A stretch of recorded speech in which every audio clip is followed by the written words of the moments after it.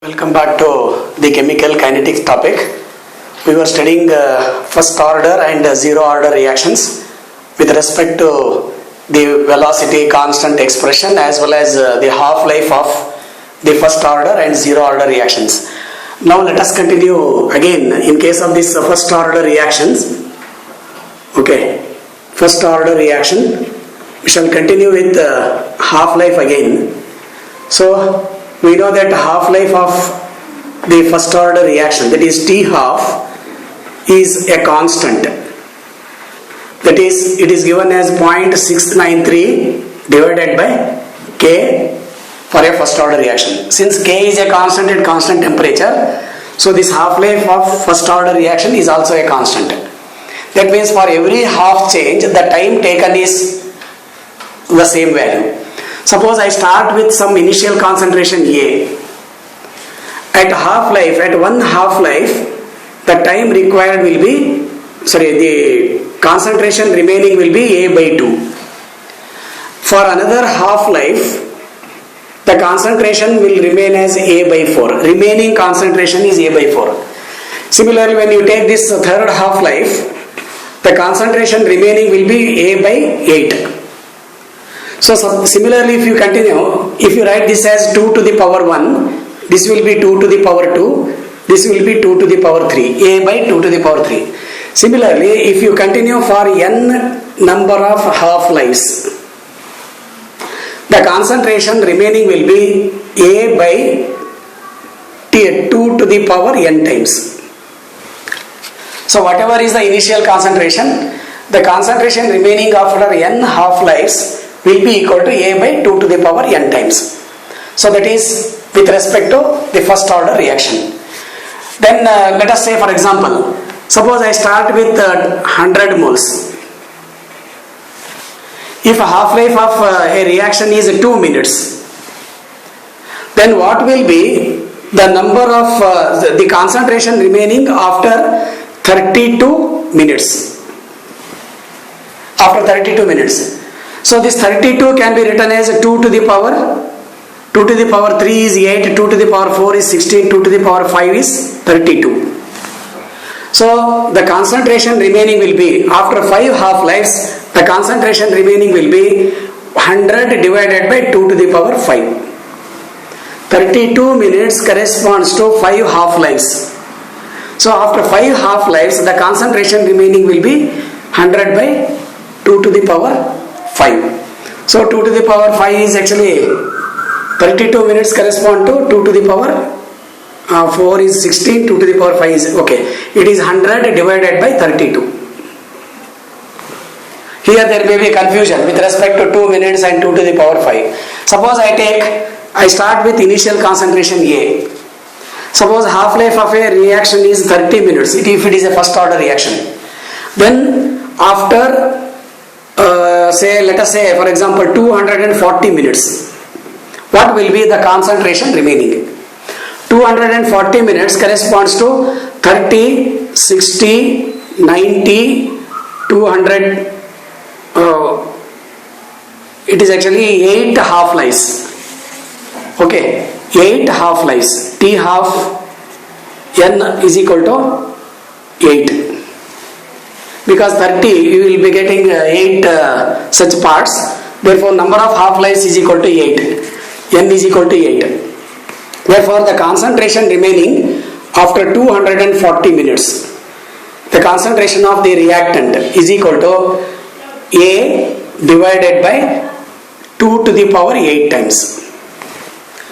2 to the power 8 times corresponds to A divided by 2 to the power 5 is 32, 2 to the power 6 is 64, 2 to the power 7 is 128, 2 to the power 8 is 248. So it is the concentration remaining after so many half-lives will be A by 248. So that is with respect to the half-life period. But if it is given for a zero order reaction, as the concentration increases, the half-life also increases. So that is with respect to half-life. Now let us go for the new topic. That is already we have introduced that one. effect of temperature on the rate of reaction.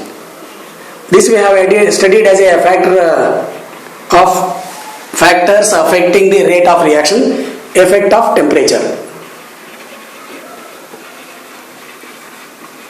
This effect of temperature, as we have already studied, indicates that as the temperature increases from T to T plus 10, we observe that velocity almost becomes 2 or 3 times. 2 or 3 times. Mostly it is 2 times, the velocity becomes double, but it may be 3 times also in some cases. That means, to study this one, if you take the velocity constant at temperature T plus 10 and at velocity constant at temperature T, this is found to be almost 2 or 3. So this ratio of velocity constant at 10 degrees higher and velocity constant at a certain temperature is named as the temperature coefficient. Temperature coefficient. So to explain this effect of temperature, that is increasing by 2 or 3 times for every 10 degrees rise in temperature, one person by name Arrhenius proposed one theory that is named as the Arrhenius theory or Arrhenius equation.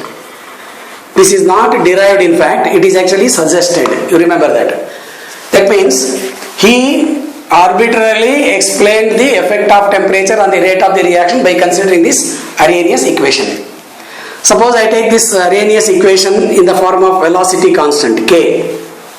It is given as K is equal to A into e to the power minus EA by RT, where K is velocity constant or rate constant, A is called Arrhenius constant,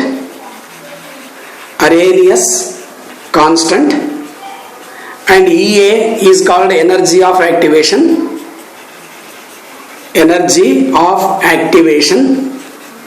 also called activation energy, and you know other 2 terms. R is gas constant, and T is temperature in Kelvin scale.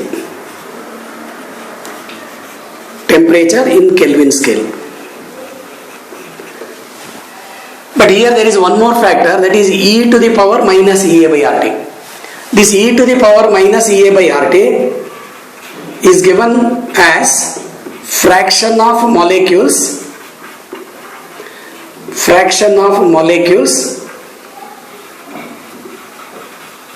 possessing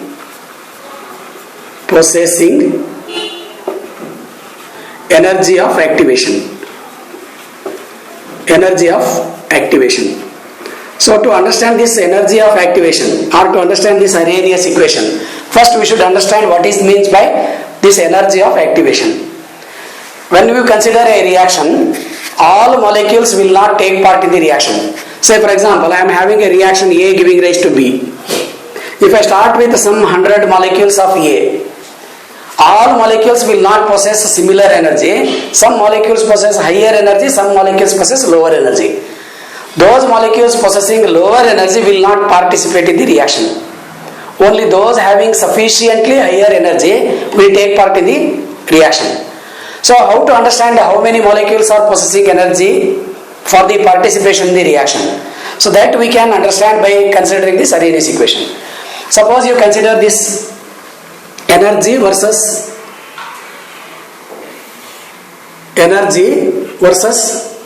reaction path. This is energy, this is reaction path. This reaction path is actually from A to B. Let me say this is A, this is B. We know that all reactants are not directly converted to products. There will be some changes in the intermediate state which indicate the reaction path. We observe that this reaction will proceed via this path. Okay. A is reactant, B is the product, as I have written here. So reactant is not directly converted to product, it is converted to some other intermediate state, then it gives rise to the product. It is just like a 12th standard student or PUC student becoming an engineer or doctor or some other technical degree holder. It is not directly the chances are given to engineering or medical college. It is first they have to qualify a certain competitive examination. Then only they will be allowed to take those courses. Similarly, when a reactant is considered, it is not directly converted to product. It is passing through certain mechanism. If you consider this state, this is called as activated state. Activated state. Activated state.